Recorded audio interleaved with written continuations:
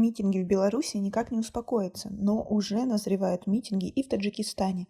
Досмотрите это видео до конца, и вы узнаете, как два политических брата могут пойти по одному пути. Подписывайтесь на наши обновления, чтобы всегда оставаться в курсе событий. В Таджикистане политики и эксперты считают, что последние события в Беларуси будут серьезно обсуждаться во власти. В Беларуси уже много месяцев продолжаются массовые акции протеста против итогов выборов президента, прошедших 9 августа. Сегодня на митинги и шествия выходит все больше пожилых людей, которые ранее в основном поддерживали Александра Лукашенко. Но, к примеру, 12 октября при разгоне марша пенсионеров в Минске силовики применили светошумовые гранаты и слезоточивый газ. Но даже после этого многие не прекратили участие в акциях. Наконец, никто не знает, как мой друг Рахмон с пулеметом наперевес ходил в столицу Таджикистана, Душанбе, для того, чтобы навести порядок. Также 16 октября стало известно, что власти объявили экс-кандидата на пост президента Беларуси Светлану Тихановскую в международный розыск за призывы причинить вред национальной безопасности. Ничего не напоминает. Все, кто выступает против власти, объявляются в розыск. Советская страна, которая не видела горя. И некоторым белорусам кажется, что это где-то далеко Украину разрушили. Где-то далеко там Молдова, которую разделили напополам. Забыли, как в Литве воевали с боем, отстаивая независимый суверенитет. Европейский Союз и США не признали выборы в Беларуси законными и состоявшимися. Однако президент России Владимир Путин признал президентские выборы в Беларуси состоявшимися и еще 10 августа в числе первых поздравил Лукашенко с победой. Официальные власти в Душанбе воздерживаются от комментариев до сих пор по вопросу массовых демонстраций в Беларуси. Но ждет ли Рахмона судьба Лукашенко? Как вы считаете, свои ответы напишите нам, пожалуйста, в комментарии. Забыли, как бывший президент Кариму в Андижане подавил путч, расстреляв тысячи человек. Все осуждали его, когда умер, на коленях стояли и рыдали, плакали.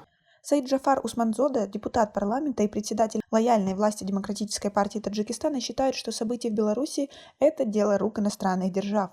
Такие толпы могут возникнуть в любых странах, если их политика не будет соответствовать геополитическим интересам других стран, говорит Усманзода. Таджикистан также будет отслеживать, анализировать и учитывать события в Беларуси и будут обсуждать возможность возникновения подобной ситуации в Таджикистане в любой форме в любое время. Центр стратегических исследований при президенте Таджикистана, Министерство иностранных дел, ГКНБ и МВД отслеживают и анализируют все события за пределами страны и рассматривают вероятность их воздействия на Таджикистан и представляют правительству эти данные. Власти не могут не заметить эти события, говорит Усманзода. По его словам, чтобы избежать таких сценариев, правительство должно задуматься о социально-экономических проблемах страны, заработной плате населения, а также о рассмотрении и решении жалобы людей. Усманзода также считает, что государство должно бороться с импортом, чуждой идеологией и влиянием некоторых держав и крупных компаний, работающих в Таджикистане. Он полагает, что для стран Центральной Азии повторение минского сценария может быть гибельным из-за разности менталитета. Если там люди выходят на площадь с плакатами, люди в нашей стране начнут ломать остановки и приступят к беспорядкам. А вот Шакирджон Хакимов, юрист и заместитель председателя Социал-демократической партии Таджикистана, также считает, что власти, включая администрацию президента, серьезно изучают события в Минске. По его словам, власти озабочены, поскольку у них много общего с Лукашенко. Особенно коррупция, проведение эффективных выборов, кумовство, нежелание расставаться с властью вопреки общественным интересам и тому подобное, сказал Хакимов. Что таджики похожи на белорусы. Радушие, принимают, разговаривают, общаются, готовы. В то же время он не думает, что в ближайшей перспективе возможны какие-то серьезные качественные изменения во внутриполитических процессах центральноазиатских государств, в том числе Таджикистана. По его мнению, важнейшим фактором перемен в Центральной Азии является изменение режима в Москве и формирование в России своевременного, успешного, эффективного государства.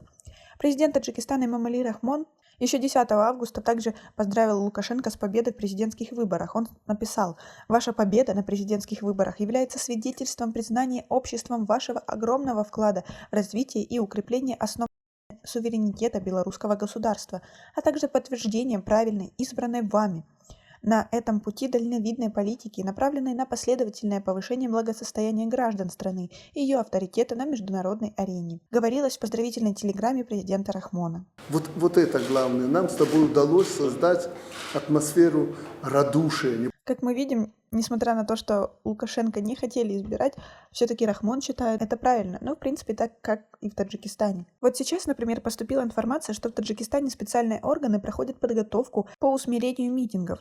Ведь правительство думает, что люди очень скоро могут начать бунтовать из-за энерголимита. Но вот что самое интересное, в тот же момент в Беларуси прошла подготовка боевой армии, ведь правительство боится, что митинги не утихнут и будут дальше нарастать. Это история о народе, который очень долго терпел ради мира, но жизнь их стала просто невыносимой. Ничего не напоминает таджики. Мы не призываем к митингам или насилию, мы лишь хотим провести параллель и показать похожую ситуацию, что иногда страх и терпение приводят к еще худшим последствиям. А как вы считаете, похожи ли ситуации в Беларуси и Таджикистане? Свои ответы напишите нам, пожалуйста, в комментарии. У нас пока на этом все. Цените наше видео подпиской и лайком. До скорой встречи!